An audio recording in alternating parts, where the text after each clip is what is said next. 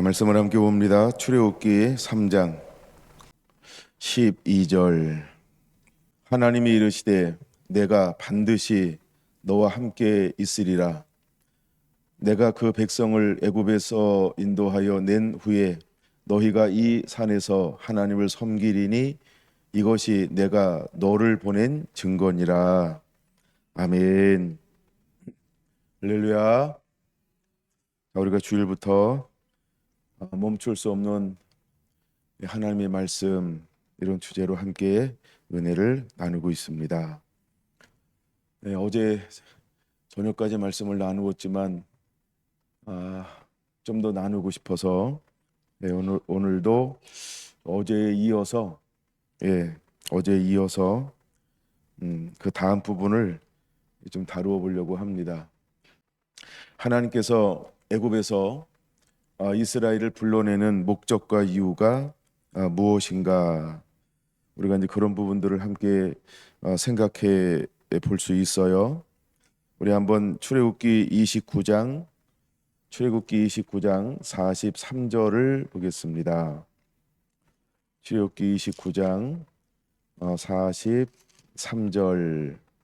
내가 거기서 이스라엘 자손을 만나리니 내 영광으로 말미암아 희막이 거룩하게 될지라. 거기서라고 하는 것은 하나님의 장막을 말하는 거죠. 성막을 말하는 거죠. 희막을 말하는 거죠.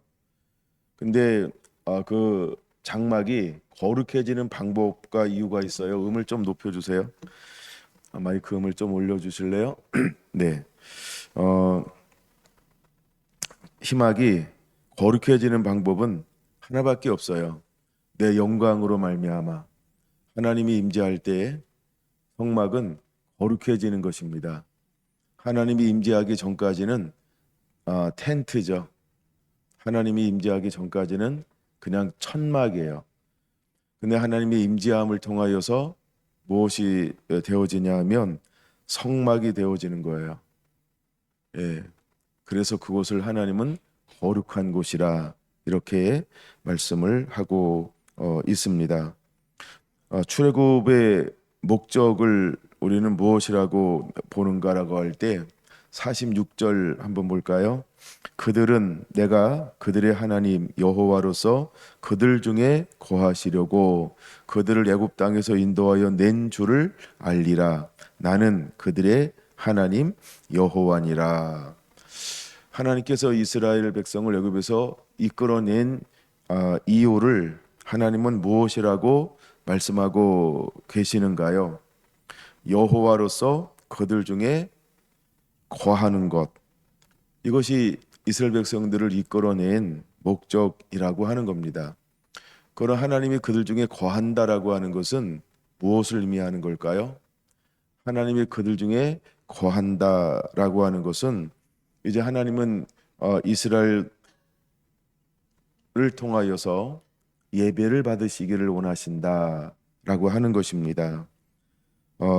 그래서 하나님은 이스라엘을 끄집어내서 그들이 이제는 하나님을 예배하는 거룩한 백성이 만들기 위해서 하나님의 그들을 끄집어 내셨다라고 하는 거죠. 자, 이제 그거를 다시 한번 앞부분에 와서 다시 한번 이 부분을 한번 우리가 살펴보려고 하는 겁니다. 자, 오늘 본문의 말씀 출애굽기 3장 12절은 우리에게 이렇게 말씀을 하고 있어요. 물론 3장 전체가 모세를 부르시는 장면입니다. 이제 모세를 부르세요. 모세를 부르세요. 근데 하나님이 이렇게 말씀합니다. 내가 선 곳은 거룩한 땅이니. 거룩은 무엇으로 시작이 되어지는 걸까요?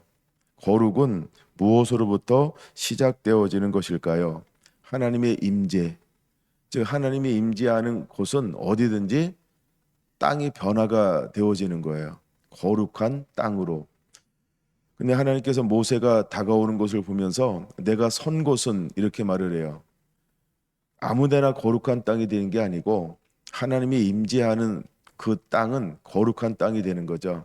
자, 그러면 하나님이 교회 가운데 임한다. 그런 그 교회를 우리는 무엇이라고 부르는 거죠? 거룩한 교회.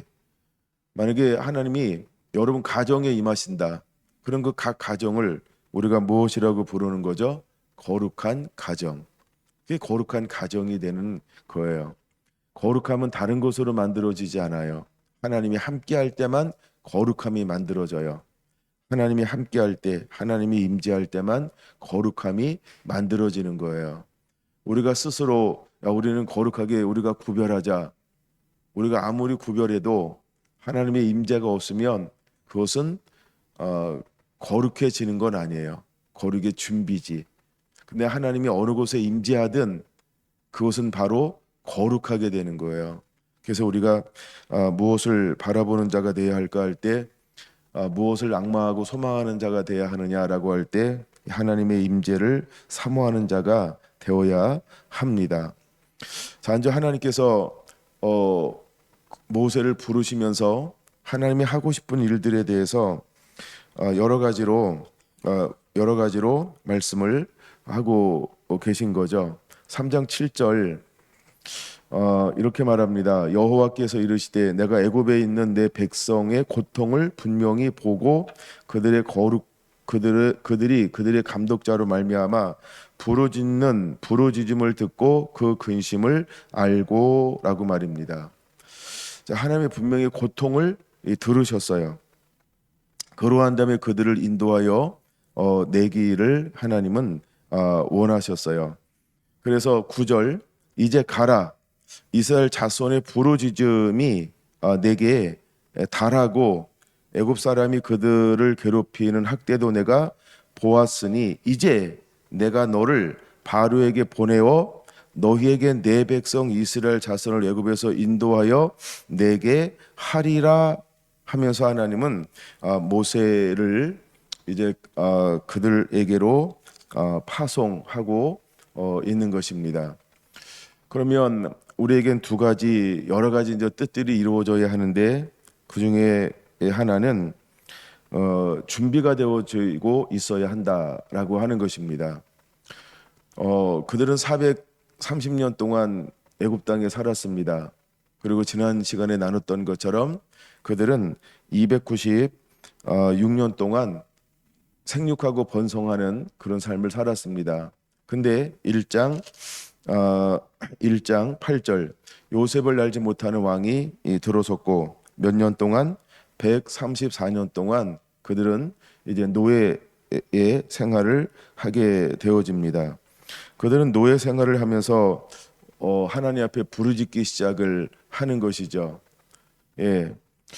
근데 그들이 고통 가운데 부르짖음으로 인하여 이제 하나님은 놀라운 계획을 세우셔서 그들을 불러내기로 원하고 계시다라고 하는 것입니다. 자, 근데 하나님의 목적은 오늘 본문의 말씀에 말씀하고 있는 것처럼 이 산에서 나를 섬기게 할 것이다라고 1차적으로 말씀을 하고 계신 것입니다.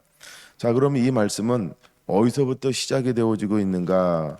우리가 창세기 46장으로 넘어가면 창세기 46장에 보면 그러면 이스라엘 민족은 예배하는 민족이었냐는 거죠. 이스라엘은 예배하는 민족이었나? 아브라함과 이삭과 야곱은 예배하는 사람이었어요. 예배하는 사람이었고, 자 46장 1절 창세기 46장 1절 이제 하나님께서 이스라엘에게 야곱을 말하죠. 이스라엘에게 내려가라 떠날 것에 대해서 말씀을 하고 있습니다. 그때 이삭이 제일 먼저 하는 게 뭐냐 하면 하나님 앞에 나가서 야곱이 제일 먼저 하는 게 뭐냐 하면 하나님 앞에 희생의 제사 즉 예배를 드리고 있는 모습을 볼 수 있습니다. 그랬더니 1절 같이 한번 읽어볼까요? 이스라엘이 모든 소유를 이끌고 떠나 브엘세바에 이르러 그의 하나님 이삭의 하나님께 희생 제사를 드리니 그 밤에 하나님이 이상 중에 이스라엘에게 나타나 이르시되 야곱은 예배하는 사람이었다라고 하는 걸 보여주는 거죠. 이삭도 예배하는 사람이었다라고 하는 걸 보여주고 있고 아브라함도 하나님을 예배하는 사람이었다라고 하는 것을 보여주고 있습니다. 근데 그들이 예배함에도 불구하고 하나님은 그들에게 무엇을 허용하시냐면 우리가 알 수 없는, 우리가 상상할 수 없는 하나님의 계획을 품고 계시다라고 하는 겁니다. 그것은 일차적으로 하나님께서 갈대아 우르를 떠나 아브람 보고 그 내가 지시한 땅에 가라라고 말씀하셔서 이제 100년을 살게 합니다. 그가 이제 170세, 175세에 하나님의 부름을 받습니다. 그럼에도 불구하고 그 땅이 아직 정착하여 살 수 있는 구심점이 마련되어져 있지 않습니다. 그래서 하나님께서 1대, 2대, 3대 야곱까지 이 땅에 살면서 야곱이 죽기 전 이 땅에 들어가서 먼저 젖과 꿀이는 가나안 땅에서 예배자의 삶을 살게 하는데, 그러던 어느 날 하나님은 이제 이들을 이주시키기로 하는 하나님의 놀라운 계획을 이제 가지고 있는 겁니다. 근데 누가 모르고 있는 거냐 하면 이삭도 모르고 요셉도 모르고 그의 모든 자녀들도 모른다라고 하는 거죠. 근데 우리는 알아요. 왜? 우리는 기록된 역사를 가지고 있기 때문에. 예. 근데 이것이 아무것도 모르고 그들은 진행형으로 지금 당하고 있는 것처럼 보이는 것이죠. 그래서 야곱이 이 사실을 딱 만났을 때 제일 먼저 하는 게 뭐냐 하면 희생의 제사를 하나님 앞에 드리고 있는 것을 봅니다. 그랬더니 예배를 드리니까 하나님이 그 밤중에 어떻게 하셨어요? 환상 가운데 찾아오셔서 그에게 무엇이라고 말씀하고 있는가? 크게 네 가지로 말씀하고 있는 것을 볼 수 있죠. 3절 이렇게 말합니다. 하나님이 이르시되 나는 하나님이라 내 아버지의 하나님이니 애굽으로 내려가기를 두려워하지 말라. 내가 거기서 너로 큰 민족을 이루게 하리라. 하나님은 한산 가운데 찾아오셔서 야곱아 야곱아 하면서 야곱을 부르셨어요. 그런 다음에 첫 번째 뭐라고 말씀하세요? 애굽으로 내려가기를 두려워하지 말라는 거예요. 할렐루야. 우리는 하나님의 음성을 듣고 움직이고 있는 야곱을 볼 수 있어야 합니다. 그래서 야곱은 자기 생각으로 움직이지 않아요.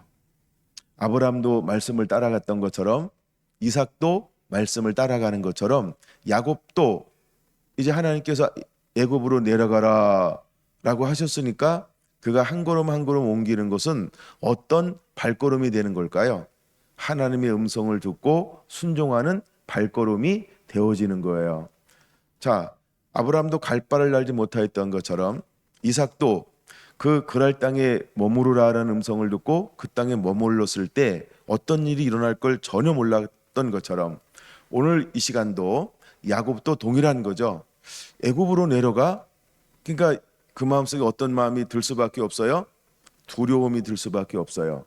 근데 하나님께서 찾아오셔서 뭐라고 말씀하세요? 야곱아 야곱아 애굽으로 내려가는 것을 두려워하지 말라. 그 음성을 들었을 때 그 안에는 어떤 마음이 형성되어지는 걸까요? 강하고 담대함, 그 다음에 하나님을 전적으로 의지하는 그 마음이 누구 안에 들어오는 거예요? 야곱의 마음속에 그대로 들어오는 거예요. 이미 야곱은 하나님과 겨루어 싸워 이겨 야곱에서 무엇으로 이름이 바뀌었어요? 이스라엘로 이름이 바뀌었어요. 그래서 하나님과 씨름하여 이긴 자다라고 하는 하나님이여 나를 축복해 주지 아니하고는 하나님을 놓을 수 없나이다라고 이렇게 하나님을 향하여서 씨름하여 이겨서 이름이 변화되는 놀라운 경험을 이미 오래전에 했어요. 그러던 어느 날 요셉을 잃어버렸죠. 그리고 몇 년이라는 시간이 흐른 거예요. 몇 년이라는 시간이 흘러나요? 거의 한 10여 년, 14년 정도의 시간들이 막 이렇게 거의 20년 가까운 시간이 흘러간 거예요. 그러던 어느 날 하나님께서 이 아주 그러니까 상상하고 싶지 않았던 이런 일들이 일어나는 거예요. 가뭄이 들어서 양식을 구하러 자녀들을 내려 보냈더니 잡혀 있고 그 다음에 올라와서 내려가야 된다. 이 말을 할 때 그는 도저히 움직일 수 없는 이 상황, 얼어버리고 말았죠. 근데 하나님 앞에 예배드리는 그때 하나님은 그 예배를 받으시고 예배 가운데 오셔서 이제 애굽으로 내려가는 것을 두려워하지 말라라고 말하며 하나님은 찾아오셔서 야곱의 마음속에 위로와 소망 하나님이 심어주고 있는 것을 볼 수 있어요. 두 번째, 하나님은 야곱에게 무엇을 약속해 주고 있어요? 3절, 거기서 애굽에서 내가 너를 큰 민족을 이루게 할 거야 라고 말씀하고 있다는 거예요. 하나님께서 아브라함을 부르실 때 내가 너로 말미암아 천하 만민이 복을 얻게 할 것이다 라고 지시한 땅으로 갈 때 하나님께서 그 약속해 주었는데 이제는 1대 2대 3대 만에 3대도 아직 안 끝났는데, 그쵸? 이제는 다시 가라 하신 분이 이제는 어디로 가라고 또 말씀하세요? 그쵸? 적과 꿀이는 가나안 땅인 줄 알았어요. 근데 이번에는 하나님이 뭐라고 말씀하시는 거예요? 거기서 내가 너를 큰 나라를 이루게, 큰 민족을 이루게 할 것이다, 이렇게 말씀하는 거예요. 그러면 잘 보세요. 예언은 먼저 온 게 우선일까요? 나중 온 게 우선일까요? 예언은 나중 온 게 우선인 겁니다.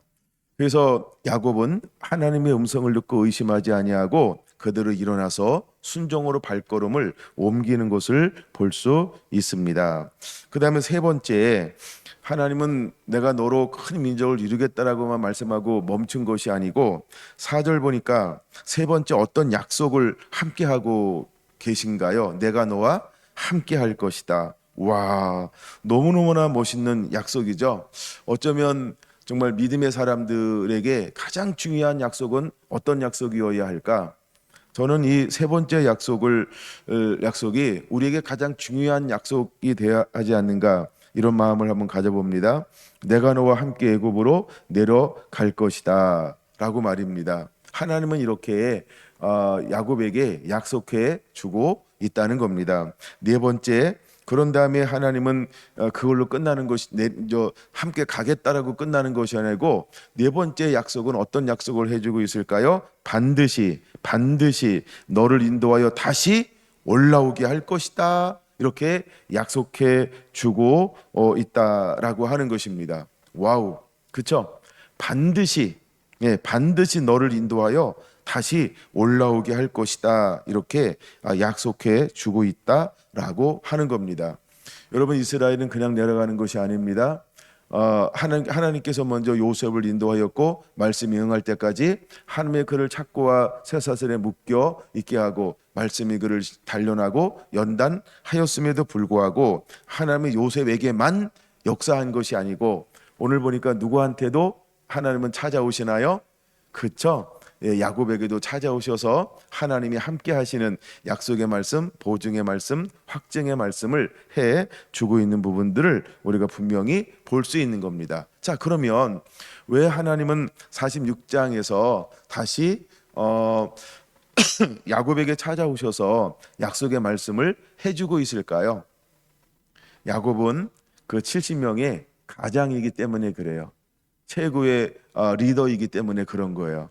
그래서 하나님은 권위를 중시하신다, 이런 부분들을 볼 수 있는 것처럼 하나님은 최고의 권위자였던 야곱에게 찾아오셔서 그에게 하나님을 직접 말씀하고 계신 이유가 거기에 있는 것입니다. 그러므로 우리가 움직이는 이것은 하나님의 분명한 음성을 들을 수 있는 우리의 마음이 우리 안에 이루어져야 한다는 겁니다. 왜 우리가 하나님의 음성을 분별할 수 있고 또 말씀에 젖어 있어야 할까?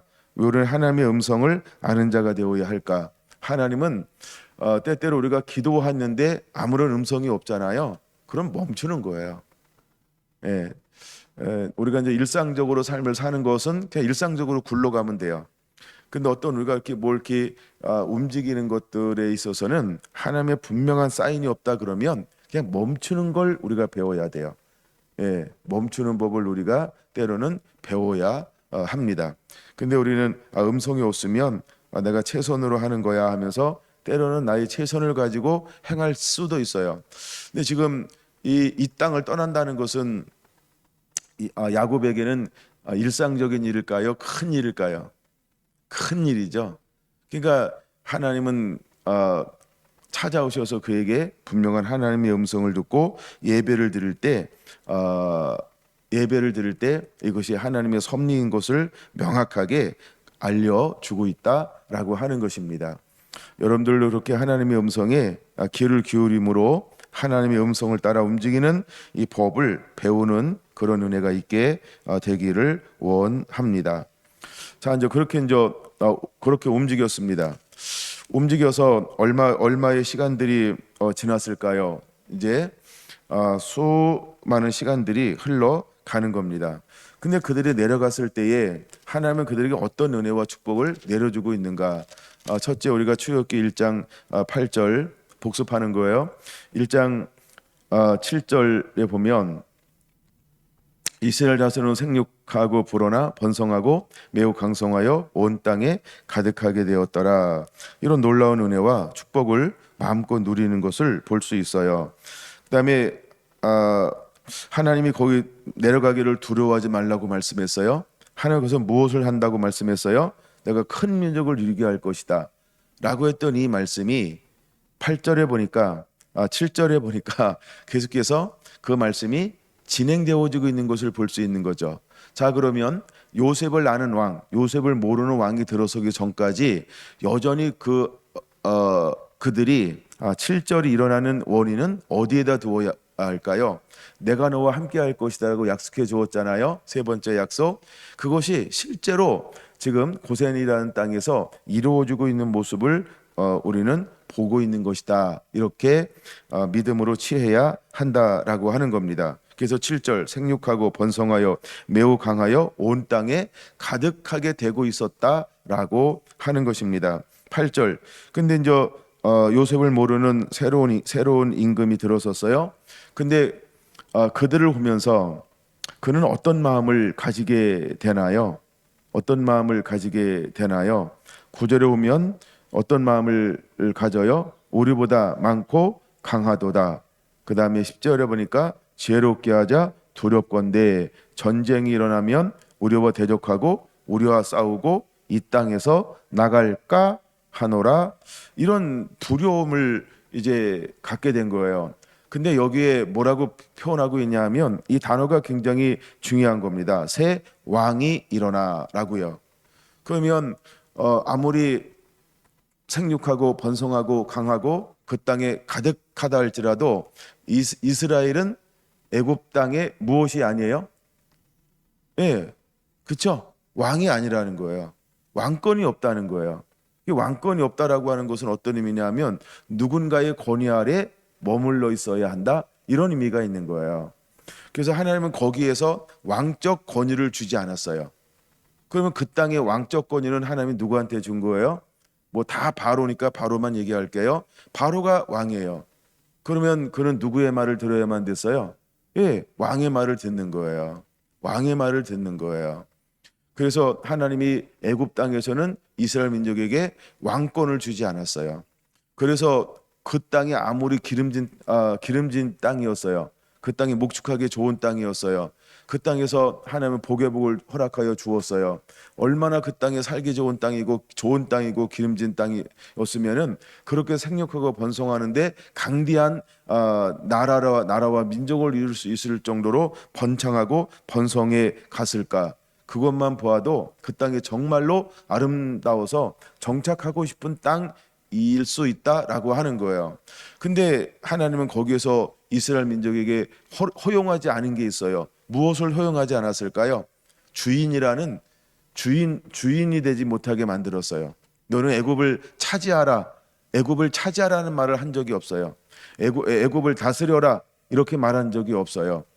자, 하나님은 창세기 1장 28절에서 땅을 주면서 뭐라고 말씀했어요? 생육하고 번성하여 그저 땅에 충만한 다음에 뭘 하라고 말씀했죠? 땅을 다스리라 그랬단 말이에요. 근데 지금 애굽 땅에서는 어떤 말씀이 하나 빠져 있어요? 4개 중에서 생육하고 번성하고 창대했어요. 근데 네 번째 거는 한 번도 사용하고 있지 않아요. 그것은 무엇을 의미하는 걸까요? 그렇죠. 이스라엘은 애굽 땅을 주인으로 사는 땅이 아니라는 거예요. 그 땅은 어떤 땅으로 사는 거예요? 나그네로 사는 거예요. 떠날 땅으로 사는 거예요. 떠날 땅이라고 하는 걸 우리가 알아야 돼요. 근데 가끔 우리는 무엇을 잃어버릴까요? 무엇인가 어디서 잘 되면 무엇인가 형통하는 것처럼 보이고 무엇인가 누리는 것처럼 보이면 아, 하나님이 나를 이곳으로 보냈나 보다. 이것이 하나님의 뜻인가 보다. 야, 여기가 내가 가야 할 길이야. 나 이거 하고 살아야지. 나 이거 해야지라고 하면서 무엇을 놓쳐버려요? 네 번째 걸 놓쳐버려요. 거기는 하나님이 임시로 놓은 거예요. 양육받으라고, 배우라고, 자라나라고, 번성하라고. 예, 거기서 해야 될 일이 있기 때문에 하나님이 갖다 놓은 거예요. 하나님은 애굽 땅에서 그들을 주인이라는 말을 하지 않았고 통치하고 다스리고 지배하라는 말씀을 한 번도 한 적이 없다라고 하는 걸 우리가 꼭 기억해야 돼요. 그래서 8절에 중요한 단어가 왕이라는 단어라는 것입니다. 다시 8절, 요셉을 알지 못하는 새 왕이 일어나 애굽을 다스리더니 봐요. 그렇죠? 새로운 왕이 일어나서 애굽을 다스리는 것이지 아무리 생육하고 번성하여 강하고 땅에 충만하고 가득하다 할지라도 아무리 기름지고 좋은 것을 차지하고 누리고 있다 할지라도 하나님은 이스라엘 백성들에게 애굽 땅에서는 무엇을 허용하지 않았을까요? 다스리며 통치하며 하나님의 그것을 그들에게 허용하지 않았다라고 하는 것입니다. 근데 그 땅에 있는 왕은 자기가 가지고 있는 영적 권위를 가지고 이스라엘을 무엇으로 한 번에 명령했을까요? 야, 너희들은 나를 섬기는 종이야. 그래서 이제 종이 되게 만들었어요.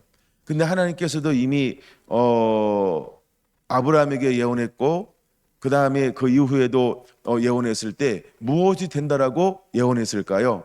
종이 되어라고 말하고 있다는 거예요. 창세기 15장에도 종으로라고 말하고 있어요.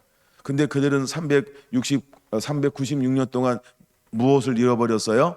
그렇죠? 하나님의 언약 중에 좋은 거는 다 기억하고 있는데 좀 불편한 진실은 살짝 가렸어요. 그래서 우리는 종이라고 하는 신분을 때로는 잃어버릴 수도 있는 거예요. 근데 우리는 이미 알잖아요. 하나님은 그들이 무엇이 되어서 거기서 섬기게 될 거라고요? 주인이 아닌 종으로요. 아무리 형통하고 아무리 잘 돼도 하나님이 그들에게 허용하는 것은 허용한 신분과 위치는 어떤 것을 허용했을까요? 종이라는 것입니다. 이제 때가 되니까 하나님은 그들을 어떤 위치로 돌려놓고 있는 걸 볼 수 있어요. 종의 신분으로 그들을 철저하게 만들고 있는 것을 볼 수 있는 거예요. 근데 종이라는 신분을 주는데 왕에게 어떤 마음을 하나님이 가지게 만들까요? 두려워하게 만드는 거예요. 그 다음에 전쟁에 대한 염려, 근심, 걱정하게 만드는 거예요. 근데 여기 또 하나의 단어 10절 마지막 부분에 있는 이 단어, 아니 왜 이런 생각을 할까요? 이 생각은 아무나 하는 생각이 아니잖아요.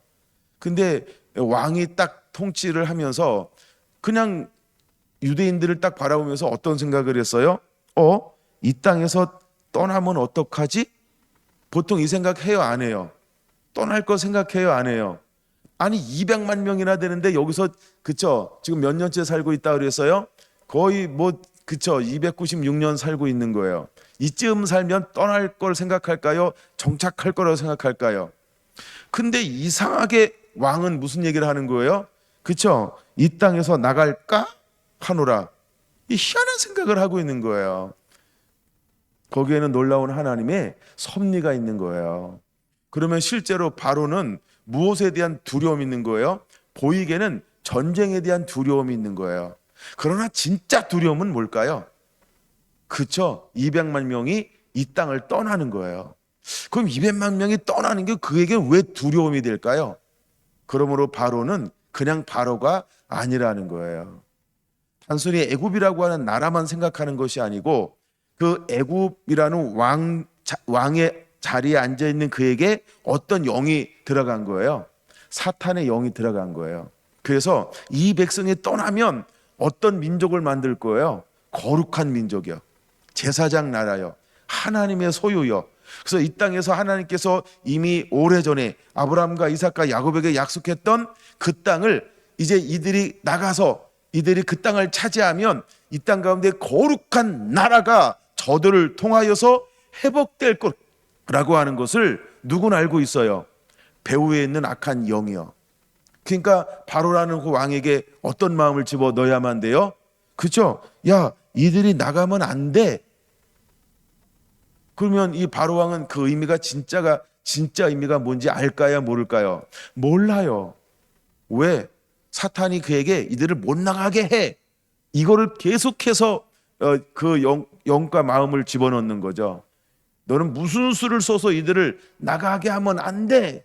이 마음을 집어넣은 거예요. 그때는 열재앙이 일어날 때 우리는 한쪽만 바라봤어요. 지금까지 뭐만 바라봤죠?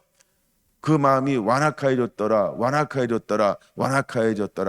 그래서 마치 하나님께서 그 마음을 완고하고 완악하게 만들어서 보내고 싶은데 아이씨 하나님 때문에 못하겠네. 하나님 때문에 못해 먹겠네. 이런 줄만 알았다는 거예요. 근데 실제로는 뭐예요? 그쵸? 사탄이 누구의 마음을 사잡고 있었다고요? 바로요. 그러면 보세요. 바로가 이 백성을 보내고 싶어도 보낼 수 있는 거예요. 보내지 않아야만 되는 거예요. 이걸 우리는 보낼 수가 없는 거라는 것을 다시 한번 깨달아야 한다는 거예요. 배후에서는 지금 강력한 영적 전쟁이 일어나고 있다라고 하는 거죠. 왜? 사탄은 아는 거예요. 저 예루살렘 땅에 하나님의 나라가 회복되면 안 되는 것을. 왜냐하면 그 나라는 장차 하나님께서 어떤 나라가 세워질 거라고 약속하고 있어요. 그게 출애굽기 19장 5절 6절이에요. 내가 날개 아래에 품어서 그들을 인도하여 내 소유가 되게 할 것이다. 이제 하나님의 소유가 되게 할 거라는 거예요. 근데 하나님의 소유가 될 그 백성이 그 땅에서 떠나 지금 어디에서 살고 있는 거예요? 예, 고센이라는 땅, 애굽이라고 하는 그 땅에서 살고 있는 거예요. 어떻게 살고 있어요? 여기 너무 행복하게 살고 있어요. 예, 그러다가 이제는 그들이 고된 노동으로 말미암아 뭐하기 시작했어요? 부르짖기 시작을 했어요. 부르짖는 기도 소리를 누구는 듣고 싶어 했을까요? 하나님이요. 그러면 누구는 듣고 싶지 않아 했을까요? 사탄이요. 왜 사탄은 그 소리가 안 올라오기를 원했을까요? 저 소리가 올라가면 하나님이 들으실 건데, 저 소리가 올라가면 하나님이 저 소리를 듣고 언약을 기억하실 건데, 저 소리가 끊이지 않고 올라가면 하나님은 그 언약을 이루실 언약의 하나님이신데 저들이 안 그랬으면 좋겠다. 근데 사탄이 안 그러고 싶어도 고된 노동을 중지하고 싶었을까요? 더 무겁게 했을까요? 왜요? 이 두려움이 계속해서 있는 거예요. 이러지도 못하고 저러지도 못하고. 그래서 그들은 계속해서 어떤 것을 할까요? 야, 그러면 차라리 이 민족을 말살시키자. 말살시킬 때 가장 뭐랄까 이렇게 고통스럽게 말살시키는 방법 중에 하나가 무엇이냐 하면 자녀를 죽이는 거예요. 그래서 결국은 어떤 것을 명령하게 될까요? 유아 살해 명령을 내리는 거예요. 남자 여기등 죽여라. 남자 여기등 죽여라. 이럴 때 실제로 이스라엘 백성들이 애굽 땅에서 겪어야 될 그 고통은 얼마나 컸을까요? 이루 말할 수 없는 고통을 그들은 겪게 되어지는 거예요. 그래서 이스라엘 백성들을 어떤 민족으로 만들어 버리는 거예요? 정신병자처럼. 예, 정신병자처럼 자녀를 잃어버려서 자녀를 잃어버린 그 아픔과 고통 가운데 하나님을 향하여 뭘 하게 만드는 거예요? 원망하고 저주하고 언약을 기억하지 못하면서 그냥 그 삶 자체를 뭐하게 만들어 버리려고 그렇게도 애쓰고 노력하고 힘썼을까요? 자기 삶을 한탄하고 비관하고 원망하고 그런 식으로 완전히 정실분열을 만들어 버리려고 하는 것이 사탄의 보이지 않는 또 하나의 전략이었다라고 하는 거예요. 근데 놀라운 것은 12절 이렇게 말합니다. 학대를 받으면 받을수록 더욱 번성하여지더라 라고 말입니다. 학대를 받으면 받을수록 더욱더 번성해지는 놀라운 역사가 일어났어요. 그랬더니 그들은 그것으로 멈춘 것이 아닙니다. 그 다음 다섯 번째는 이제 그들은 어떤 것을 또 만들어낼까요? 예, 14절 모든 어려운 노동으로 말미암아 그들의 생활을 괴롭히기 시작을 했어요. 그러니까 생활을 괴롭히는 거예요. 마지막에 사탄이 하는 방법 중에 하나가 뭘까요? 생활을 괴롭히는 거예요. 보세요 여러분, 요한계시록 마지막에 짐승의 표를 받지 않으면 매매 활동으로 할 수 없다. 이거는 결국 어떤 전략일까요? 우리의 생활을 괴롭히는 거예요. 생활이라고 하는 게 뭐죠? 무엇을 먹을까 입을까 마실까, 이게 일상적인 삶이고 생활이에요. 근데 그들은 어려운 노동을 통하여 마지막 방법이 뭐예요? 생활을 어렵게 하는 거예요. 생활을 어렵게 하는 거예요. 사탄이 할 수 있는 방법은 밖에 할 수 없다는 거예요. 근데 그 속에 하나님은 어떤 사람들을 심어놨고 어떤 사람들이 있는 것을 우리가 알아야 할까요?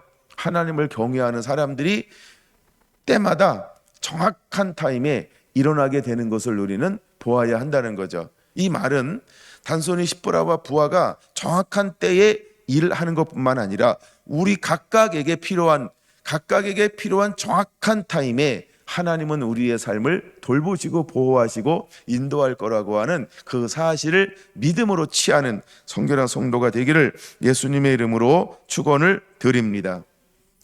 여러분, 시편 105편으로 잠깐 넘어갔다 옵니다. 시편 105편 25절을 봅니다. 이 방법을 일컬어서 뭐라고 표현하고 있냐 하면 교활한 이라는 단어를 사용하고 있어요.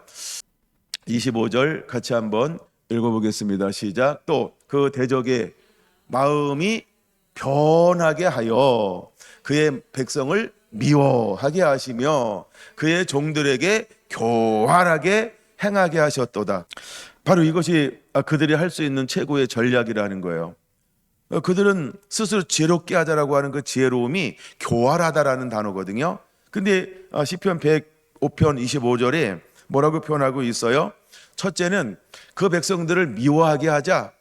그래서 마지막 때가 되면 마태복음의 모든 공간복음에 나오는 것처럼 마지막 때가 되면 예수의 이름 때문에 하나님의 사람들은 무엇을 받게 돼 있어요? 미움을 받게 돼 있다는 거예요.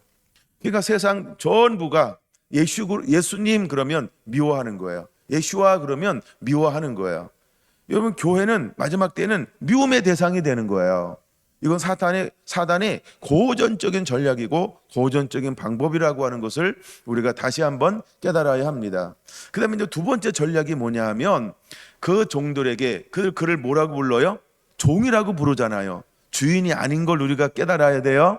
할렐루야. 네. 근데 그들은 이제 이스라엘 민족에게 어떻게 행하고 있을까요? 교활하게 행하게 하셨도다. 교활하게 행하는 거예요. 사단처럼 권모술수. 교활한 방법으로 그들은 대하게 될 겁니다. 근데 이 말씀을 인용해서 복음을 증거하는 스데반이라는 사람이 있어요. 사도행전 7장으로 가겠습니다. 사도행전 7장 19절 보겠습니다. 사도행전 7장 19절. 예, 같이 한번 봉독합니다. 시작. 그가 우리 족속에게 교활한 방법을 써서 조상들을 괴롭게 하여 그 어린 아이들을 내버려 살지 못하게 할세. 이렇게 말하고 있어요. 그들은 교활한 방법을 쓰기 시작을 하는 거예요. 더 고된 노동을 하게 만들고 모든 사람들이 여론을 형성해서 이제는 저 유대 민족을 미워하게 만들고 그 다음에 계속해서 왕따시키게 만들고 업신여기게 만들고 조롱하게 만들고 멸시하게 만들고 아주 잡것으로 그렇게 막 선동을 지금 어떤 세력들이 이 나라에서 하는 것처럼 똑같은 방법을 동원하게 될 거라는 거예요. 어쩌면 사탄이 하는 방법은 이렇게 시대마다 똑같은지 몰라요. 그 다음에 그들이 하는 방법은 뭐예요? 여기는 또 하나 스데반은 뭘 하나 소개하고 있어요. 거기서 유아 살해, 어린아이들을 내버려 살지 못하게 할세. 그게 사단의 방법이라는 거예요. 사단의 방법이요. 우리를 다 바쁘게 만들어요. 그 자꾸 무상공급해 주면서 정부해 주는 것을 의지하게 만들고 그다음에 아이들을 어떻게 해요? 다 바쁘게 만들어서요. 어떻게 만들어요? 이제 다 맡기게 만들어요. 어릴 때부터 다 맡기게 만들어요. 여러분 우리 교회 이제 해당하는 사람이 별로 없죠. 다들 커가지고 여러분 혹시나 이제 자녀들 키우는 사람 있으면 최대한 자녀를 부모가 키워야 돼요. 최대한 키울 수 있을 때까지 키우는 게 그래야 그 자녀들이 어떤 인물이 될 수 있을까요? 하나님이 들어 쓰실 수 있는 그런 영광의 세대가 될 수 있어요. 자꾸 맡기잖아요. 그럼 무엇이 죽을까요? 영광의 세대로 자라나는 싹의 문을 사단이 닫게 만들 수도 있어요. 그러므로 이 말씀을 듣는 사람들은 여러분들 최대한 키우라고 말씀하세요. 키워야 한다는 거예요. 그래야 그 속에서 어떤 인물이 나올까요? 그렇죠? 하나님이 영광의 통로로 쓸 수 있는 인물들이 나오는 거예요. 사단의 놀라운 전략들입니다. 그래서 자꾸 공교육을 시키게 만들어요. 근데 공교육이 이미 우리나라는 건전하지 않은 교육 방법이 너무나 많이 침투해 들어왔잖아요. 그래가지고 우리가 이제 기독교 정신하고는 반대되는 것들이 얼마나 아주 합법적으로 그렇게 들어와 있다라고 하는 걸 이미 우리가 다 이제 알고 있는 거 아닙니까? 그래서 우리가 어떤 교육을 시켜야 되는지 가면은 세뇌 교육을 시키듯 합니다. 세뇌 교육을 시키듯 그렇게 교육하게 하고 있다는 거죠. 그러므로 우리는 새로운 환경으로 자녀를 키우는 그런 은혜들이 임해야 한다라고 하는 것입니다. 자, 학대를 받으면 받을수록 그들은 더욱더 번성했어요. 근데 사단은 가만히 안 있었죠. 그들은 교활한 방법을 통하여서 이스라엘을 파괴하고 또 파괴하기 시작했어요. 그것 중에 하나가 뭐라고요? 유아 살해 사건이다라고 하는 거예요. 그 말씀의 근거를 두 군데에서 찾아본 겁니다. 사단을 할 수만 있으면 이런 일들을 끊임없이 자행하게 될 거라고 하는 것입니다. 근데 원래 하나님께서 그들이 생육하고 번성할 때 어떤 환경에서 자라나게 만들었어요? 애굽의 문화와 격리시켜 버렸단 말이에요. 왜 애굽의 문화와 격리시켰을까요? 그들의 업이 뭐라 그랬어요? 목축업. 근데 애굽 사람들은 목축업 하는 사람들을 어떻게 여겼더라? 가증스럽게 여겼더라. 그러니까 하나 되지 않는 거예요. 얼마나 좋은 환경이었는지 몰라요. 그래서 그들은 300년 가까이 무엇에 깊은 영향을 받지 않았어요. 그렇죠. 애굽의 영향이요. 그러나 그들의 노예의 삶을 살 때 그들을 피지배층이 들어와서 함께 살기 시작을 합니다. 그때부터 그들은 유대 가운데 어떤 문화를 가져왔을까요? 어떤 문화를 가져왔을까요? 그것을 열재앙으로 하나님께서 철저하게 모하는 걸 보여주는 거예요. 그들이 섬기는 그 어떤 우상보다, 그들이 섬기는 어떤 신보다, 그들의 신봉하고 그들이 의지하고 그들이 날마다 복을 날라고 비는 어떠한 세력보다 너희의 하나님이 가장 강한 하나님이시다. 그렇죠? 모든 신 중에 신이다라고 하는 것을 무엇을 통하여 보여주는 걸까요? 열재앙을 통해서 하나님께서 보여주고 있는 거예요. 할렐루야. 근데 열재앙이 내릴 때 한번 이런 생각 한번 해봤어요. 그게 뭐냐면 우리가 이제 다 같이 개고생하면 하나님이 우리를 분리하는구나 이렇게 하는데 이제 두 번째, 세 번째부터 어떤 현상이 일어났어요? 이스라엘은 유대인들에겐 그 저주가 안 임해. 그리고 누구한테만 임하는 거예요? 애굽 사람에만 임해요. 자 보세요. 이거 굉장히 좀 미안한 얘기인데 그래도 한번 양해하고 좀 들어주세요. 우리에게 산불이 안 지나갔어요. 불난 것에 대한 위험을 얼마나 체감하고 있을까요? 자, 불이 지나가서 막 교회가 다 전소돼 버렸어요. 그들은 산불에 대한 체감이 온도가 얼마나 높을까요? 우리하고 상상 초월이겠죠. 그거랑 어쩌면 비슷하지 않을까? 이런 마음이 한번 들어봤어요. 여러분, 우리가 평안한 것, 제외되는 것, 보호받는 것, 인도받는 것, 이것이 무조건 좋은 것만은 아닐 수도 있다. 이런 생각을 해봤어요. 물론 이제 우리가 이것은 뭐의 상징이냐면 제 비유가 잘못된 비유인 거기 때문에 이게 안 맞아 떨어지는 거예요.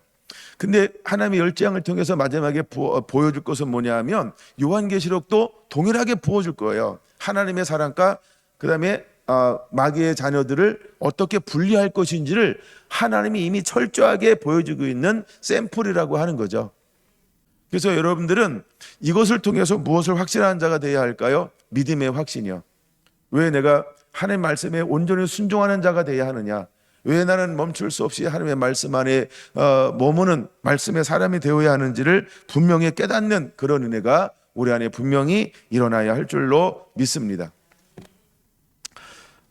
디테일하게는 나눌 수 없고 막 넘어가가지고요. 출애굽기 19장부터 24장, 출애굽기 19장부터 24장을 넘어가면 이제 무엇에 이제 핵심이 나오냐면, 자, 모든 건 이제 재앙이 끝났고 출애굽하여 나왔습니다. 자, 그런 다음에 19장부터 24장은 무엇이 기록되어져 있냐면 시내산 언약입니다. 자, 시내산 언약은 크게 세 가지로 나눌 수 있어요. 이제 칠판이 있으면 적는데 칠판이 없으니까 그냥 말로 합니다. 첫째 율법, 둘째 성막, 셋째 제사장. 이 세 가지로 크게 나눌 수 있다라고 하는 겁니다. 보통 우리는 무엇으로 나누죠? 율법과 성막으로 나누죠. 근데 좀 더 디테일해야 한다는 것이죠. 그것이 무엇이냐면 첫째 십계명이죠. 두 번째 성막이죠. 세 번째 제사장이라고 하는 겁니다. 자, 먼저 하나님께서는 우리에게 십계명을 주시죠. 십계명을 주세요. 근데 하나님께서 이스라엘 백성들을 인도하여서 왜 하나님의 적과 꿀이는 가나안 땅으로 돌아보내기를 원하는가? 그리고 왜 하나님이 이제는 저 땅, 아브라함에게 주었던 땅, 이삭이 복을 받았던 땅, 야곱이 저 땅에서 복을 받은 그 땅을 왜 그들에게 다시 주고 싶어 할까라고 할 때 하나님의 목적을 세 가지로 분명히 드러내고 있는 말씀은 19장 5절에서 6절입니다. 19장 5절 한번 볼까요? 5절 시작. 세계가 다 내게 속하였나니 너희가 내 말을 잘 듣고 내 언약을 지키면 너희는 모든 민족 중에 내 소유가 되겠고, 이게 첫째죠. 근데 첫째가 나오기 전에 전제 조건이 뭐냐 하면 너희가 내 말을 잘 듣고 내 언약을 지키면이라는 전제 조건이 있다라고 하는 거예요. 그러면 이제 하나님께서 이 고센이라는 땅에서 민족을 이루었어요. 그리고 복을 누리게 했어요. 번성하게 했어요. 형통하게 했어요. 이기게 했어요. 모든 재앙에서 이겼어요. 모든 재앙은 무슨 상징이라고요? 그 땅에 있는 어떤 신들보다, 어떤 우상보다 나의 하나님이, 아브라함의 하나님, 이삭의 하나님, 야곱의 하나님, 나의 조상의 하나님, 나의 하나님이 어떤 하나님? 만왕의 왕인 것을 하나님이 보여주신 거예요. 할렐루야. 그러고 난 다음에 이제 다 보여줬으니까 그들에게 뭐라고 말하는 거예요? 자, 이제 너가 다 봤지? 너가 나 다 봤지? 하나님의 신의 산에 임재하는 목적도 너희로 하여금 나를 경외하게 하려 함이니라 라고, 이건 저 20장에 나오는 건데 분명하게 말씀하고 있는 것처럼 그들에게 두 가지를 신신당부하고 있는 걸 볼 수 있는 거예요. 첫째, 너희는 내 말을 잘 들어라. 그리고 두 번째, 내 언약을 지켜라 라고 하는 겁니다. 여러분, 하나님은요 어떤 하나님이시라고요? 언약의 하나님인 것을 우리는 분명히 기억해야 한다라고 하는 겁니다. 두 번째, 하나님이 이제는 이스라엘을 통하여 이 200만이나 되는 유대 민족을 통하여 께서 어떤 나라를 세우고 싶은 거예요? 제사장 나라를 세우고 싶은 거예요. 제사장 나라를 세우고 싶은 거예요. 제사장 나라를 세우고 싶은 거예요. 제사장 나라라고 하는 것은 무엇이냐면 하나님께 어떻게 예배해야 돼? 너희가 샘플이 돼. 너희가 본이 돼야 돼. 너희는 보여주는 자가 돼야 돼. 그래서 200만은요 하나님을 예배하는 것을 보여주는 민족이 되는 거예요.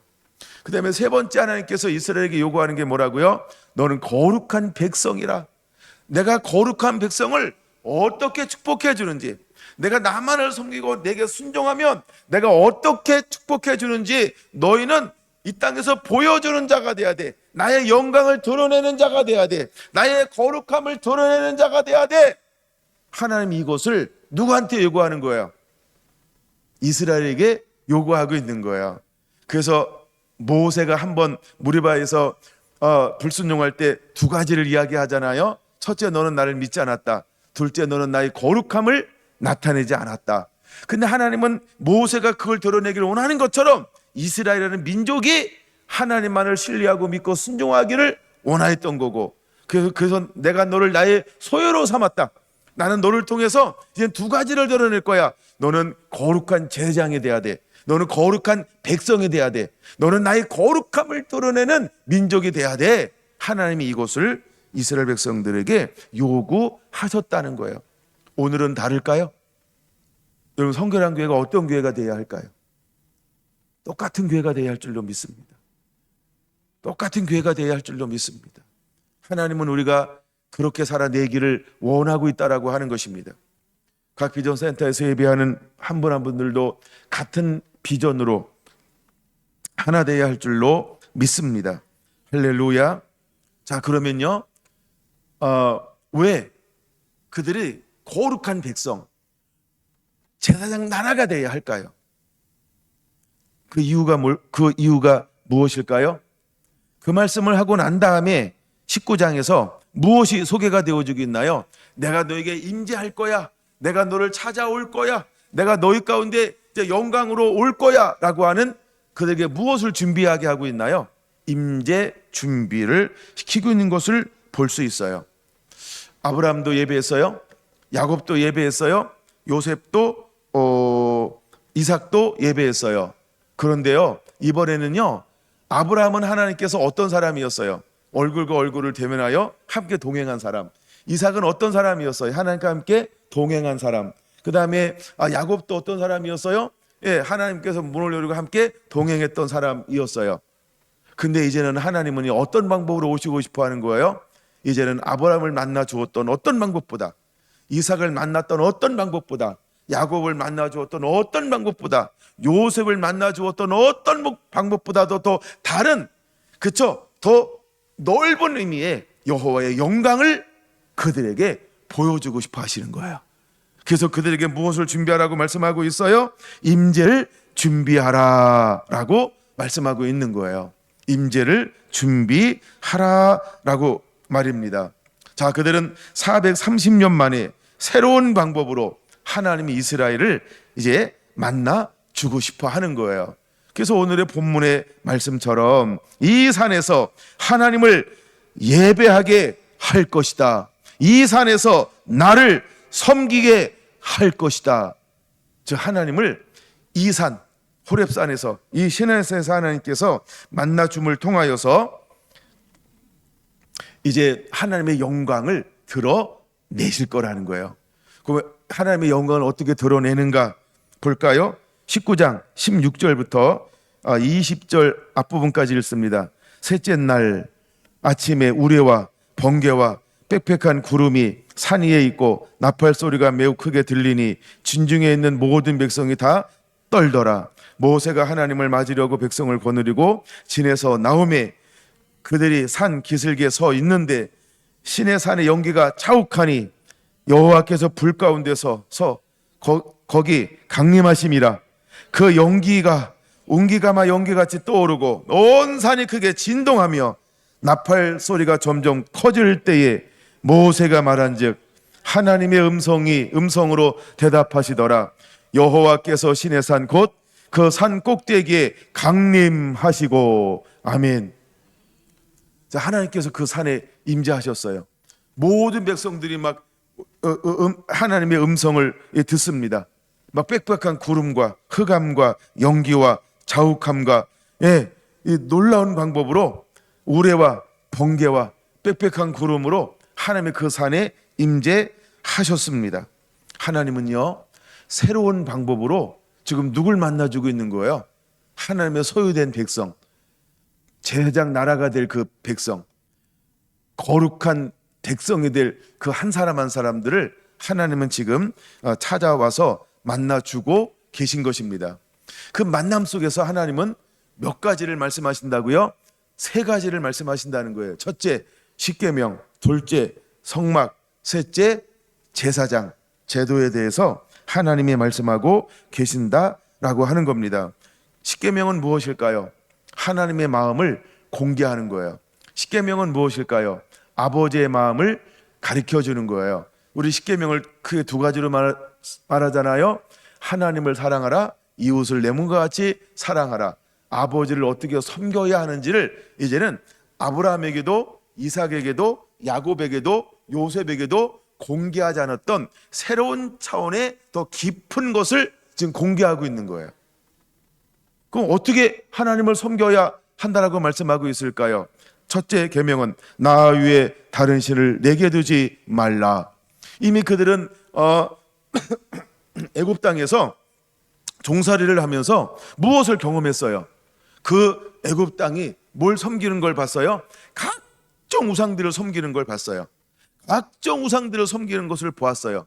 그럼에도 불구하고 하나님께서 애굽은 무엇을 섬기도록 지켜주었어요?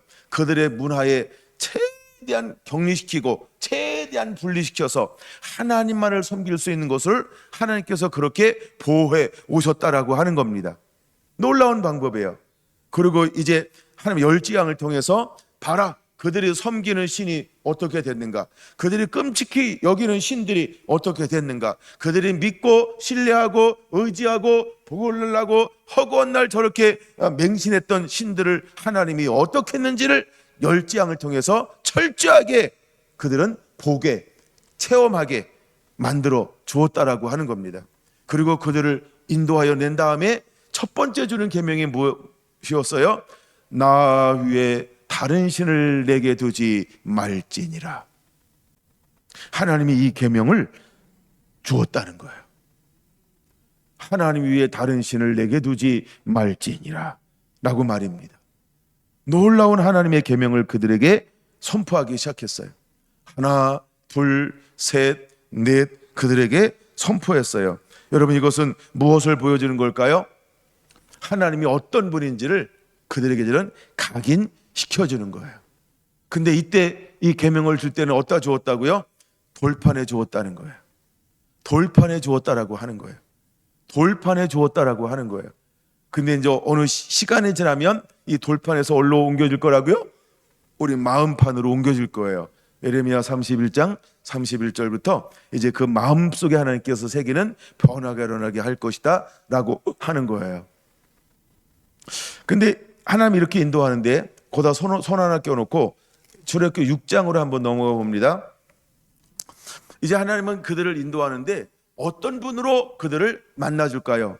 하나님이 아브라함에게는 어떤 분으로 만나주었어요? 엘로힘. 이삭에게 어떤 하나님으로 만나주었어요? 엘로힘. 그 다음에 야곱을 어떤 하나님으로 만나주었어요? 엘로힘. 요셉을 어떤 하나님으로 만나주었어요? 엘로힘. 근데 이제 하나님은 그들에게 어떤 하나님으로 그들을 만나줄 건가요? 여호와로. 할렐루야. 여호와로. 할렐루야. 여호와라고 하는 게 뭘까요? 나는 스스로 있는 자다. 근데 그보다 더 중요한 뜻이 있어요. 적어놓으세요. 언약을 이루시는 하나님. 언약을 이루시는 하나님. 이제 하나님은요, 아브라함에게 했던 언약을 이루시는 하나님, 즉 여호와로 내가 너희를 만나줄 것이다. 내가 이삭에게 주었던 언약을 이루시는 하나님으로 너희를 만날 것이다.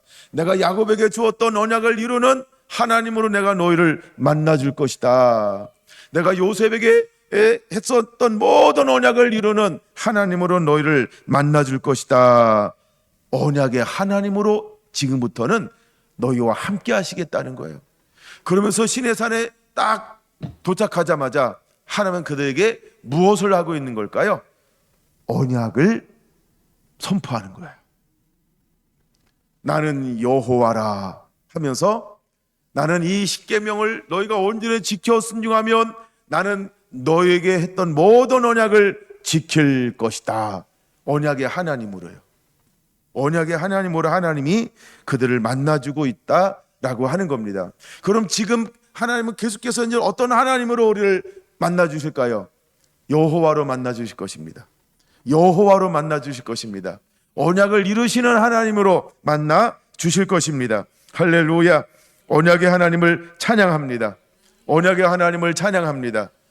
여러분, 나를 보내신 이가 누굽니까? 라고 모세가 묻습니다. 그때 나는 시작도 없고 끝도 없는 난 스스로 있는 자다. 나는 스스로 있는 자다 라고 말합니다. 여러분, 스스로 있는 자라고 하는 것은 무슨 말일까요? 시작도 없고 끝도 없다라고 하는 말입니다. 우리가 요한계시록에서 볼 수 있습니다. 하나님 어떤 하나님? 나는 알파와 오메가라. 나는 언약을 이루는 하나님이다. 할렐루야. 여러분, 하나님은 지금껏 우리에게 어떤 하나님으로 우리를 만나주고 계실까요? 여호와 하나님으로, 언약을 이루시는 하나님으로. 그러면 우리는 언약을 붙잡는 자가 되어야 할 줄로 믿습니다. 우리가 말씀을 그래서 젖어진 은혜가 임해야 하는 것입니다. 말씀을 아는 자가 되어야 할 줄로 믿습니다. 계속해서 말씀을 묵상하고 말씀 앞에 머무르며 말씀의 귀를 기울이고 말씀을 순종하고 말씀을 행하는 자가 되어야 할 줄로 믿습니다. 왜냐하면 하나님은 그 약속을 이루실 분이기 때문인 것입니다. 할렐루야, 할렐루야, 할렐루야. 네, 출애굽기 23장을 보겠습니다. 출애굽기 23장 20절. 자, 이제 하나님께서요, 이 약속을 주시고 난 다음에 그들에게 주는 약속의 땅으로 올라가라고 이스라엘 백성들을 독려하고 있는 것입니다. 근데 어떻게 올라가는 걸까요? 어떻게 올라가라고 하나님 말씀하고 있을까요? 33절까지 여러분들이 참고해야 합니다. 첫째 20절, 내가 사자를 내 앞서 보내어 길에서 너를 보호하여 너를 내가 예비한 곳에 이르게 할 것이다. 그 다음에 너희는 삼가 그의 목소리를 청종하라. 할렐루야. 22절, 내가 그의 목소리를 청종하라. 할렐루야. 그러면 하나님께서 앞서 행하심을 통하여 너를 이기게 할 것이다. 아멘, 아멘, 아멘. 이제 여러분, 우리가 해야 할 일은 무엇일까요? 하나님의 말씀을 듣고 청종하는 이 일을 우리가 해야 한다라고 말하고 있는 것입니다.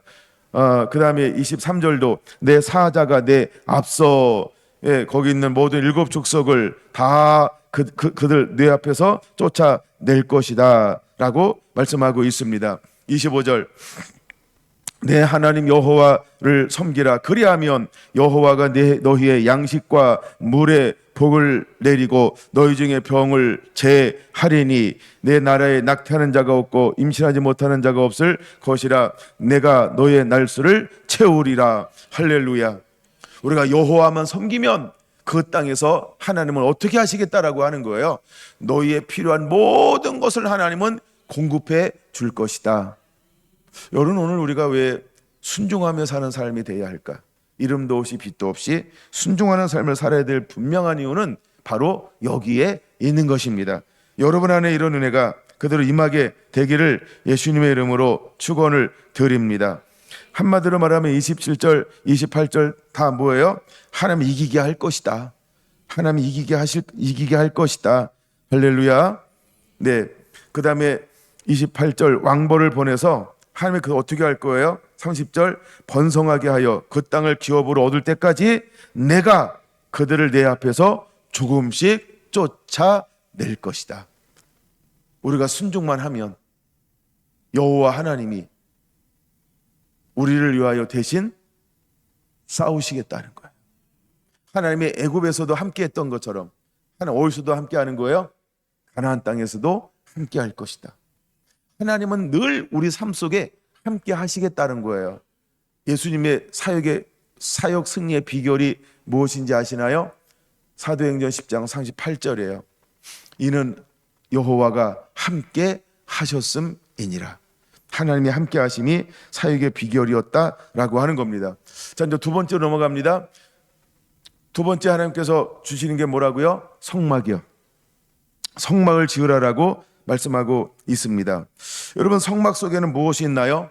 성막 속에는 무엇이 가장 중요하냐면 하나님의 언약궤인 것입니다. 하나님의 언약궤가 안치되는 그곳에 하나님은 어떻게 자정하시나요? 하나님의 영광으로 임재 자정하시는 겁니다. 이건 지난 시간에 좀 나누었기 때문에 또 여러분들 잘 알고 있는 것이기 때문에 오늘은 건너뜁니다. 자, 세 번째 거를 좀 강조해 보려고 합니다. 세 번째 게 뭐라고요? 제사장입니다. 자, 이제 성막이 만들어졌어요. 그럼 성막이, 자 보세요, 언약을 줬어요. 언약을 주면 그 언약을 어떻게 지켜야 될까요? 성막에서 그 언약을 지키는 자가 돼야 돼요. 그럼 성막에서 언약을 지켜야 되는데 지키기 위해서 무엇이 필요하다고 말씀하고 있을까요? 제사장이 필요하다고 말씀하고 있어요. 그래서 세 번째 또 하나 중요한 게 뭐냐면 제사장이에요. 왜 하나님은 이스라엘 민족을 무엇으로 만들고 싶다고 그랬어요? 내 소유, 그 다음에 거룩한 제사장 나라, 그 다음에 거룩한 내 백성이요. 그 중에 가장 중요한 것 중에 하나가 뭐냐면 제사장 나라가 되게 하겠다고 말씀하고 있어요. 그러면 이스라엘 가나안 땅 전체가 하나님은 어떤 땅이 되기를 원하는 거예요? 거룩한 땅, 하나님이 임재하는 땅, 하나님이 통치하고 하나님이 다스려서 적과 꼬리 어르는 땅. 할렐루야. 30배, 60배, 100배의 복이 넘쳐 흐르는 땅. 신명기 8장에 말하고 있는 것처럼 옥토가 되게 만들겠다라고 하는 겁니다. 근데 그 땅의 가장 중요한 직임 중에 하나가 무엇일까요? 제사장이라고 하는 겁니다. 이제 제사장에 대해서 출애굽기 28장에서 29장, 28장 1절에서 43절까지 제사장에 관한 이야기입니다. 29장 37절, 그냥 46절까지 할까요? 37절까지라고 말하고 있다라고 한다면 몇 절일까요? 37절 더하기 그쵸 81절. 81절에 관한 게 누구에 관한 말씀일까요? 제사장에 관한 말씀입니다. 그러면 그 46절까지라고 한다면 8절 더하니까 89절이 제사장에 관한 말씀이라고 하는 겁니다. 하나님께서 제사장에 대해서 많은 부분을 할애하고 있다. 이걸 지금 보여주고 싶은 겁니다. 39장 1절에서 31절은 뭐에 관한 말씀일까요? 39장 1절에서 31절까지는 뭐에 관한 말씀일까요? 제사장에 관한 말씀이라고 하는 것입니다. 그러면 89절에서 31절까지니까 120절이 제사장에 관하여 말씀을 하고 있는 것입니다. 더 나아가 이제 40장에서 13절, 14절, 15절은 누구에 관한 말씀일까요? 바로 제사장에 관한 말씀인 것입니다. 뭐 제사장을 더 지금 자세히 다룰 수가 없어가지고 이렇게 막 가고 있는 거예요. 그러나 제사장이 굉장히 중요합니다. 근데 하나님께서 제사장에게 어떻게 해 주시겠다라고 말씀하고 있는 걸까요? 자, 출애굽기 25장 22절 보세요. 성경을 왔다 갔다 합니다. 25장 22절 봅니다. 보셨나요? 같이 읽습니다. 시작. 거기서 내가 너와 만나고, 아멘. 어디서 만나주겠다고 말씀하고 있어요? 25장이 뭔지 또 모르죠. 25장은 성막입니다. 자, 그러면 거기서는 어디서 만나주겠다는 거예요? 거기서가 어디라고요? 성막에서 만나주겠다는 거예요. 성막 중에서도 지금 10절부터 오면은 이게 무엇을 만드는 거예요? 증거궤. 20절 그룹들은 그 날개를 높이 펴서 그 날개로 속죄소를 덮으며 그 얼굴을 서로 대하여 속죄소를 향하게 하고 속죄소를 궤 위에 얹고 내가 내게 줄 증거판을 궤 속에 넣으라. 거기서, 그럼 거기서를 좀 더 좁히면 어디서 만나주는 거예요? 지성소. 또 좁히면 속죄소에서 널 만나주겠다 이 말이에요. 이해가 되는 건가요? 성전에서 만나줄 것이다. 지성소에서 만나줄 것이다. 그 다음에 법궤에서 만날 것이다. 법궤 중에서도 어디? 속죄소에서 만날 것이다. 속죄소를 다른 말로 뭐라고 부른다고요? 시은자라고 하는 겁니다. 시은자가 속죄소라는 말이에요. 거기서 만나주겠다는 거예요. 바로 그것이 뭐 하는 곳일까요? 하나님의 임재하시는 곳. 하나님의 임재하시는 곳. 거기서 만나주겠다는 거예요. 거기서 만나주겠다는 거예요. 다시 이제 22절 봅니다. 거기서 내가 너와 만나고 속죄소 위 곧 증거궤 위에 있는 두 그룹 사이에서 내가 이스라엘 자손을 위하여 이라고 정해놓고 내게 명령할 모든 일을 내게 이르리라. 하나님은 속죄소에서 만나주고 두 번째는 만나서 이스라엘에게 필요한 모든 것을 내가 거기서 너에게 말할 것이다. 이렇게 말씀하고 있다는 겁니다. 여러분, 제사장이 왜 중요할까요? 제사장은요, 거룩해야 한다는 겁니다. 오늘 여러분들은 거룩한 자가 되어야 합니다. 거룩은 무엇으로 만들어진다 그랬어요? 하나님의 임재예요. 그래서 우리가 물과 성령으로 거듭나지 아니하면 아니 되는 것입니다. 여러분, 사도들에게 말합니다. 위로부터 능력이 임할 때까지 이 도성을 떠나지 말아라. 성령을 받지 않고는 할 수 없다는 겁니다. 우리는 성령의 인도함 받아야 합니다. 반드시 성령의 인도함 받는 자가 되어야 합니다. 성령이 우리를 이끌어 가는 자가 되어야 할 줄로 믿습니다. 그리하면 우리가 무엇이 될 수 있나요? 만남이 이루어지는 겁니다. 두 번째, 만나야 그 다음에 하나님이 필요한 모든 것을 우리에게 뭐 할 수 있다? 받을 수 있다는 겁니다. 이게 요한복음 16장 13절인 것입니다. 진리의 성령이 오시면 그가 너를 모든 진리 가운데로 그 다음에 장래 것을 기억나고 생각나게 하리니 언약의 하나님, 여호와 하나님, 언약의 하나님. 그래서 그 언약을 이루게 하실 것입니다. 여러분, 우리 안에 이런 은혜가 임하게 되기를 예수님의 이름으로 축원을 드립니다. 아멘. 그래서요, 하나님이 그것을 만나주겠다라고 하는 것입니다. 거기서 만나주겠다라고 하는 겁니다. 자, 출애굽기 40장을 봅니다. 출애굽기 40장 34절, 구름이 희망에 덮이고 여호와 영광이 성막에 충만함에 모세가 희망에 들어갈 수 없었으니. 와우. 모세를 하나님이 떡이랑 불과 같이 얼굴과 얼굴을 대면하여 본 사람이에요, 모세는. 그렇죠? 근데 이번에 하나님의 영광이 임하는데 모세도 어떻게 했어요? 그 안에 들어갈 수도 없고 서 있을 수도 없었어요. 자, 보세요. 하나님의 새로운 방법은 이미 경험한 방법과 같은 걸까요? 전혀 새로운 걸까요? 그렇죠? 아브라함이 경험했던 임재, 이삭이 누렸던 임재, 야곱이 누렸던 그 영광, 모세가 그 전에 누렸던 영광, 전혀 새로운 차원의 영광으로 하나님은 이제 이스라엘 백성들을 만나주겠다는 겁니다.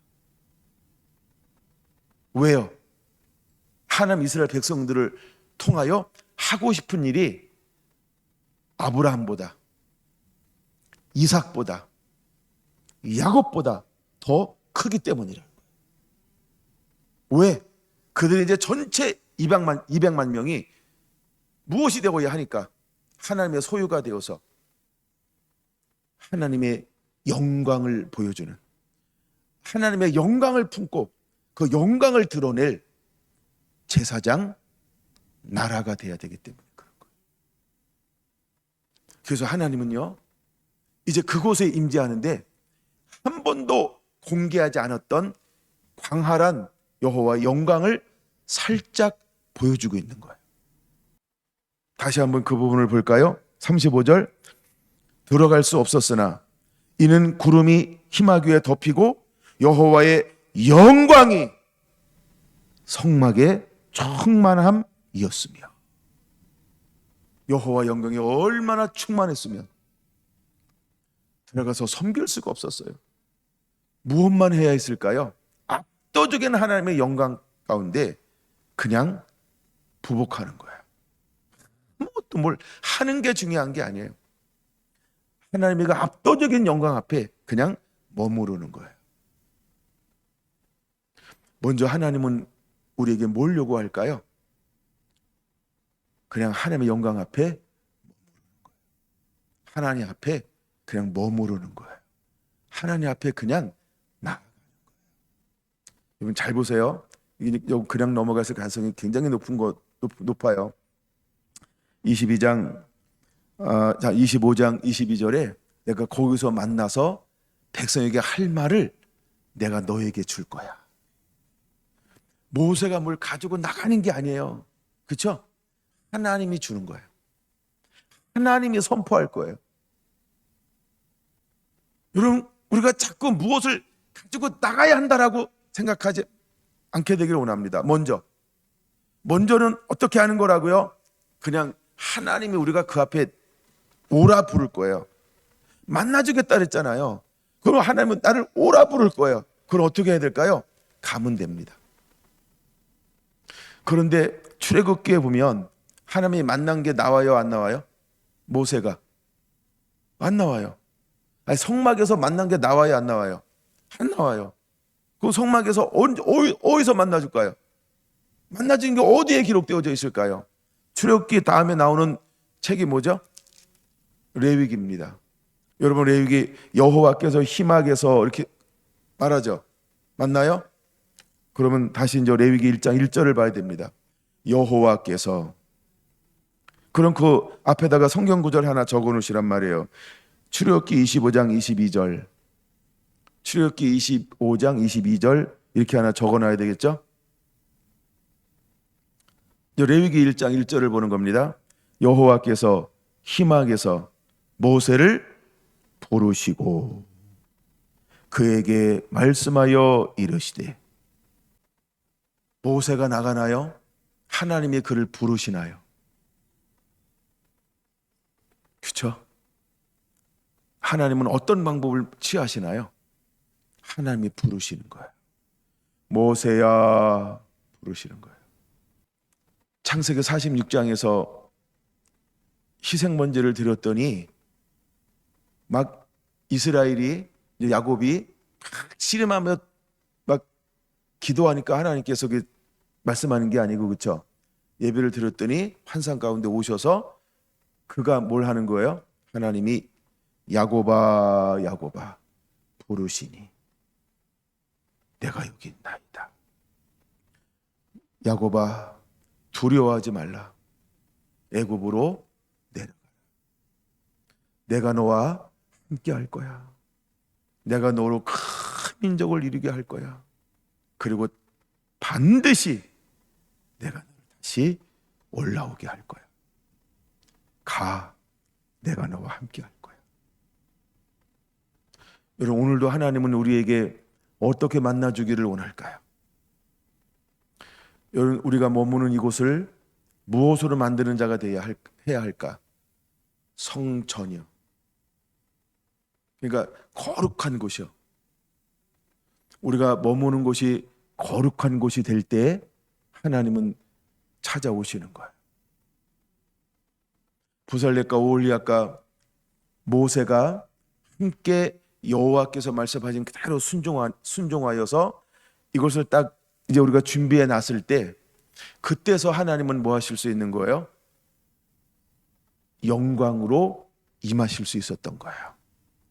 우리가 먼저 말씀에 순종하는 삶을 살면, 우리가 말씀 안에 머무는 삶을 살 때 하나님은 우리를 찾아오실 거예요. 여러분, 순종하는 삶에 초점을 계속해서 두어야 합니다. 그래서 우리는 말씀을 붙잡고 기도하고 말씀 안에 머물면서 끊임없이 나를 점검해야 할 것이 있다고 한다면, 내가 말씀 안에 머물고 있는가, 이거를 점검하는 거예요. 그러던 어느 날 하나님은 우리 가운데 찾아오실 거예요. 그리고 떠나지 아니하실 거예요. 그리고 주님은 우리에게 찾아오셔서 뭐 하실 거라고요? 경수야, 성결한 교회야, 성결한 교회야, 말씀하실 거라고요. 거기다가 또 하나 적어 놓으세요. 모세를 부르시고 그 위에다가 숫자 하나 적어 놓으세요. 80회 이상 부르셨다. 레위기에서만 80번 이상 부르고 있어요. 이제 여러분을 제가 오늘 이 밤 80번 이상 불러드리면 기분 좋겠죠? 예, 그런 거예요. 하나님이 계속해서 그를 부르는 거예요. 모세야, 모세야. 그잖아. 여호와께서 이르시되, 여호와께서 이르시되, 여호와께서 이제 쭉 나와요. 그 다음에 4장 1절, 여호와께서 모세에게 말씀하여 이르되, 그렇게 나오죠. 예, 이 말씀이 80번 이상 기록되어져 있다는 거예요. 그 숫자를 가르쳐주는 이유는 하나님이 어디서 만나주겠다는 거예요? 이제는 그 성소에서, 그 성소에서, 그 언약궤 앞에서, 아니요, 시온자, 그 속죄소에서 만나주겠다는 겁니다. 하나만 더 말씀하고 마칠까요? 그러면 속죄소에서 만나주겠다는 의미는 어떤 의미가 있는 걸까요? 속죄소에서 만나주겠다는 의미는 어떤 것이 있는 걸까요? 속죄소 앞에서 만나주겠다라고 하는 것은 어떤 의미가 있는 걸까요? 역대하 7장 14절 한번 참고로 하겠습니다. 역대하 7장 14절을 한번 참고할게요. 말씀은 다 적어 놓으셔야 됩니다. 같이 읽습니다. 시작. 내 이름으로 일컫는 내 백성이 1. 그들의 악한 길에서 떠나 2. 스스로 낮추고 기도하여 내 얼굴을 찾으면 내가 하늘에서 듣고 그들의 죄를 사하고 그들의 땅을 고칠 것이라. 왜 하나님은 시은자에서 우리를 만나주겠다고 그럴까요? 시은자는 뭐 하는 곳일까요? 1년에 한 번 대제사장이 피를 가지고 들어가서 거기다가 뿌리는 거예요. 피는 무엇을 상징하는 걸까요? 죄를 상징합니다. 거기다가 뿌릴 때는 무엇이 되는 거죠? 회개를 상징하는 겁니다. 그러면 하나님은 우리의 죄를 사하고, 그래서 우리를 정결케 한 다음에 우리를 주시겠다라고 하는 거예요. 여러분, 우리가 하나님 앞에 나갈 때 무엇이 먼저 앞서는 자가 되어야 할까요? 회개라고 하는 겁니다. 그건 하나님께서 우리의 회개를 받으시고 그런 다음에 우리를 찾아오시겠다라고 하는 거예요. 우리가 하나님 앞에 나가기 위해서 우리에게 정말 필요한 게 있다고 하면 뭘까요? 바로 회개라고 하는 겁니다. 그래서 예수님께서 우리가 예수님을 만나기 위해서 길을 닦는 사람이 있었어요. 예수님을 만나러 갈 때 제일 먼저 필요한 게 뭘까요? 회개하라. 천국이 가까이 왔느니라. 예수님께서 이 땅에 오셔서 그 회개한 사람들을 향하여 또 부르는 거예요. 뭐라고 부르나요? 회개하라. 천국이 가까이 왔느니라. 이미 세례 요한에 통해서 회개를 했음에도 불구하고 또 그 뒤에 오신 예수님은 회개한 자들아 이렇게 말하지 않았어요. 뭐라고 부르신다고요? 회개하라. 때가 찼고 날이 가까웠으니 회개하라. 마가복음 1장 15절이에요. 여러분, 우리는 어떤 모습으로 하나님을 향하여 나가는 자가 되어야 할까요? 회개하는 모습으로. 이걸 역대하 7장 14절은 이렇게 표현하고 있는 거예요. 그 악한 길에서 떠나 스스로 낮추고 기도하여 하나님의 얼굴을 찾으라는 거예요. 이제 우리가 어떤 모습으로 하나님 앞에 서는 자가 되어야 할까?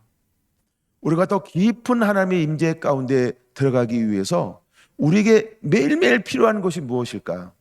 우리는 악한 길에서 떠나는 자가 되어야 합니다. 그리고 스스로 낮추는 자가 되어야 합니다. 그리고 매일매일 하나님의 얼굴을 구하는 자가 되어야 할 줄로 믿습니다. 여러분, 이것이 우리에게 필요하다라고 하는 것입니다. 여러분, 그 준비가 우리 안에 그렇게 일어났으면 좋겠어요. 아멘. 아멘. 여러분, 그 은혜 가운데 그렇게 머물기를 원하고요. 하나 더 볼까요? 시편 24편인데요. 시편 24편 3절 볼게요. 여호와의 산에 오를 자가 누구며 그 거룩한 곳에 설 자가 누구인가? 거룩한 곳, 그 하나님의 머무시는 그곳에 설 자가 누구냐는 거예요. 누가 그곳에 설 수 있나요? 이미 우리는 다 알고 있는 말씀이죠. 다시 한번 여러분 각인시키기 위해서는 이 말씀을 다루어 보려고 합니다. 4절 첫째 이렇게 말합니다. 손이 깨끗하며. 여러분, 이것이 우리의 삶이어야 합니다. 둘째는요, 마음이 청결해야 한다는 것입니다. 그래서 뜻을 허탄한 데 두지 아니해야 한다는 겁니다. 그 다음에 네 번째는요, 거짓 맹세하지 아니하는 자이어야 한다는 겁니다. 이 사람들은 6절 여호와를 찾는 족속이요 야곱의 하나님의 얼굴을 구하는 자로다. 이제 우리가 죄를 자복하며 스스로 자기를 낮추고 하나님의 얼굴을 구함으로 우리가 그 앞에 나아가고 머무르는 자가 되어야 할 줄로 믿습니다. 그러면 하나님은 거기서 바로 그 하나님의 성소에서 그 이루 말할 수 없는 새로운 차원의 그 임재가 있는 영광이 있는 그곳에서 만나 주시겠다라고 말씀하고 있는 겁니다. 그럴 때 우리는 어떤 변화가 일어날까요? 멈출 수 없는 하나님의 말씀으로 딱 채워지게 될 겁니다. 하나님은 누구에게 출애굽기 25장 22절을 이룰까요? 바로 그 사람에게. 내가 거기서 너에게 말할 것이다. 하나님의 모든 마음, 하나님의 모든 계획, 하나님은 거기서 각 사람에게 부어주게 될 것입니다. 아무쪼록 사랑하는 성도나 성도 한 분 한 분들이 그런 은혜 가운데 머무는 그런 은혜가 임하게 되기를 간절히 소원하고 원합니다. 기도합니다.